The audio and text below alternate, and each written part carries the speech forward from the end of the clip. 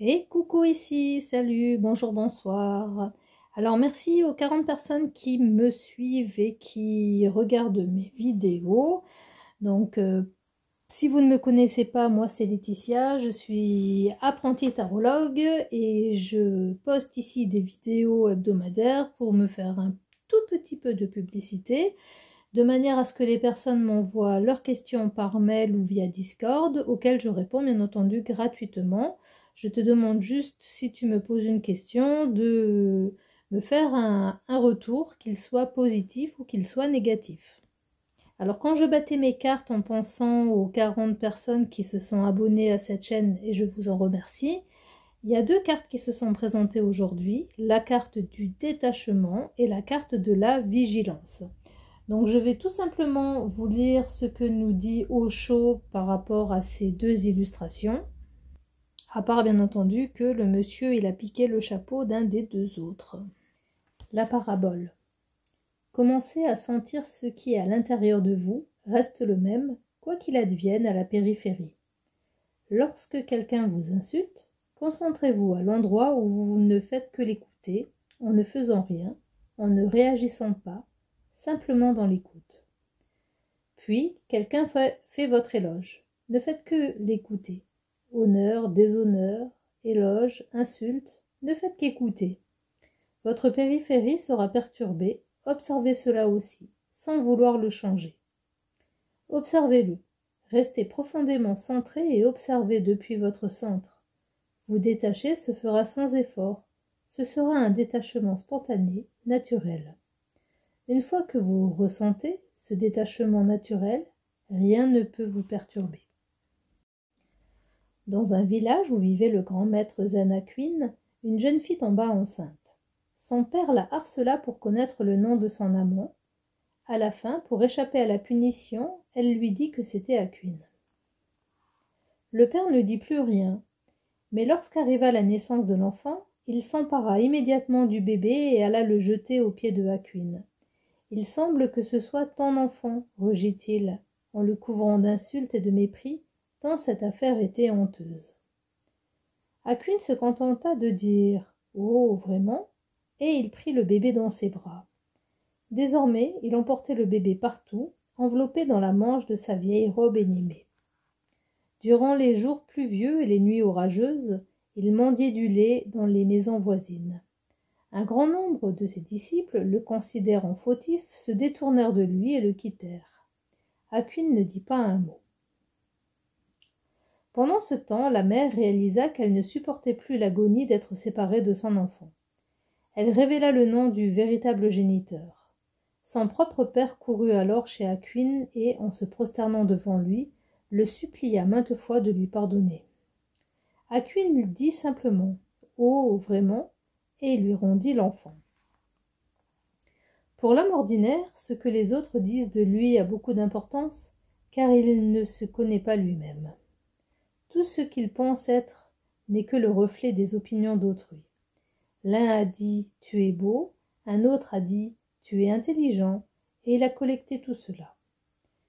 C'est pourquoi il reste toujours dans la crainte de mal se conduire et de perdre sa réputation, sa respectabilité.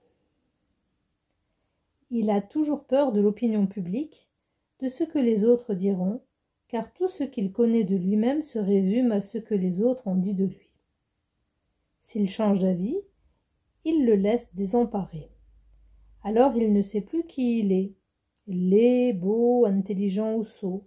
Il n'a pas la moindre idée, aussi vague soit-elle, de son être véritable. Il dépend de l'opinion des autres. Mais celui qui pratique la méditation n'a pas besoin de l'opinion d'autrui. Il se connaît, et pour lui, ce que les autres disent n'a pas d'importance. Et si le monde entier affirme quelque chose allant à l'encontre de son expérience, il en rira tout simplement. Tout au plus, c'est la seule réponse possible, mais il ne fera rien pour modifier l'opinion des autres. Qui sont-ils? Ils ne se connaissent même pas eux-mêmes et ils cherchent à l'étiqueter. Il rejette ce label et dira simplement « Ce que je suis, et c'est ainsi que je serai ». Le tarot d'Osho nous apprend vraiment, le tarot de la transformation d'Osho, à être dans l'instant présent et dans l'acceptation, même des choses négatives. J'aime beaucoup partager ces textes avec vous. Alors le deuxième texte sur la vigilance. La mort soudaine du disciple d'Aikido. Alors, la parabole. Soyez vigilants. Chaque instant doit se vivre comme si c'était le dernier, et il se pourrait bien qu'il le soit. Vivez-le totalement, extrayez-en toute son essence. Cette intensité même vous rendra vigilant. Et voici l'histoire. Le maître zen Aikido était un instructeur très sévère et ses disciples le craignaient. Un jour, alors que l'un de ses disciples frappait l'heure sur le gong du temple, il manqua un coup parce qu'il regardait une belle jeune fille franchir les portes du temple. À son insu, Aikido se tenait derrière lui. Aikido frappa les lèvres de son gourdin. Sous le choc, le cœur du disciple s'arrêta et il mourut. Parce que l'ancienne tradition, mettre sa vie entre les mains du maître, n'était plus devenue qu'une simple formalité, Aikido fut discrédité par le grand public. Mais, suite à cet incident, 10 de ses disciples et successeurs potentiels atteignirent l'illumination, un nombre exceptionnellement élevé. En entendant cette histoire, vous pourriez penser que le maître tua son disciple, mais ce n'est pas le cas. De toute façon, le disciple allait mourir, c'était son heure et le maître le savait. Il n'a fait qu'utiliser le moment de sa mort pour l'éveiller. L'histoire ne le précise pas, mais les choses se passèrent ainsi. Sinon, pourquoi le maître se serait-il tenu derrière lui? N'avait-il rien de mieux à faire? Non, rien n'était plus important, à ce moment précis, parce que ce disciple allait mourir et il fallait saisir l'opportunité de sa mort. C'est une belle histoire, riche de sens. Le disciple vit passer une jolie fille et toute sa vigilance disparut. Son être entier n'était plus que désir. Il voulait suivre cette fille, la posséder. L'instant d'avant, il était en état de vigilance, mais juste après, il l'avait perdue.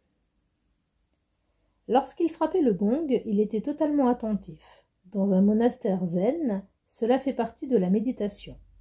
Quoi que vous fassiez, faites-le en pleine conscience. Quoi que vous fassiez, soyez totalement présent et tout vous sera révélé. Et donc ce disciple allait mourir parfaitement conscient et vigilant. Mais le mental joua un dernier tour et fit sa dernière tentative. Une jolie fille apparut.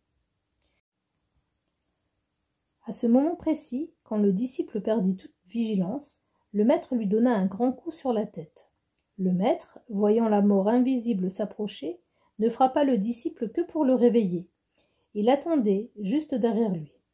Les maîtres attendent toujours derrière leurs disciples, que ce soit physiquement ou non, car le moment de la mort est un des moments les plus importants.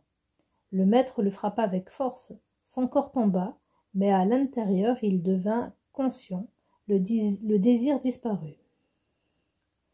Tout désir s'effondra avec le corps, anéanti, mais il devint alerte.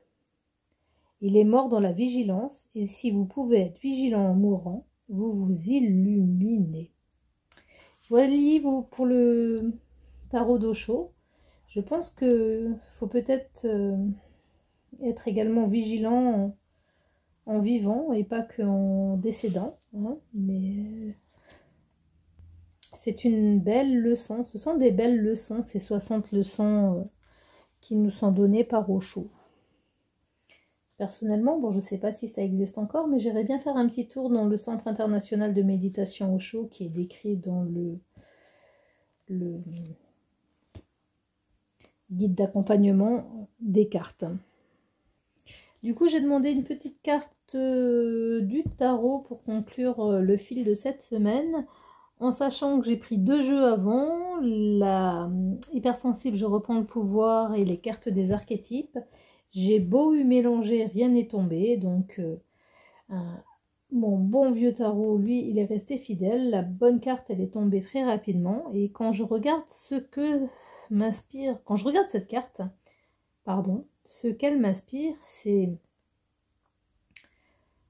la découverte, la joie, la musique, la créativité. Le feu est vraiment très très bien représenté ici avec le premier feu et puis surtout la magnifique robe de cette sorcière.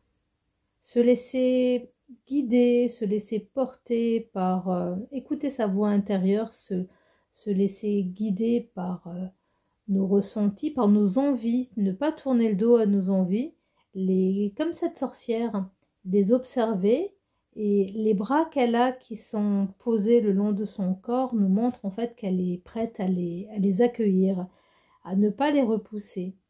Ça peut être incommodant, la fumée, tout ce qui se dégage peut également quel est le mot que je cherche, nous encombrer, c'était encombré. C'est une tourterelle qui me l'a rappelé, l'a perché sur le mur devant ma fenêtre. Il faut qu'on soit léger, aérien et qu'on observe, qu'on ne soit pas dans le jugement et qu'on accueille. En même temps, c'est un peu ce que nous a dit Osho avec les 2 cartes qui se sont présentées. Et merci mon guide, les vôtres. Et bien entendu, je m'adresse à la source et à Jésus. Voilà, donc cette dernière lame nous parle d'exaltation, de bonne humeur, d'enthousiasme, de vitalité aussi, que ce soit dans un domaine familial, de vie de couple ou autre. N'hésitez pas, si vous avez une question sur ce tirage, à m'envoyer un petit mail. Vous avez dans la description de la chaîne mes coordonnées par mail, et j'essaierai de vous glisser aussi les coordonnées d'un salon Discord qui n'est plus très actif, mais sait-on jamais, à force de croiser et d'écouter les personnes, peut-être que son heure reviendra. Je vous embrasse et je vous souhaite une excellente semaine. À bientôt.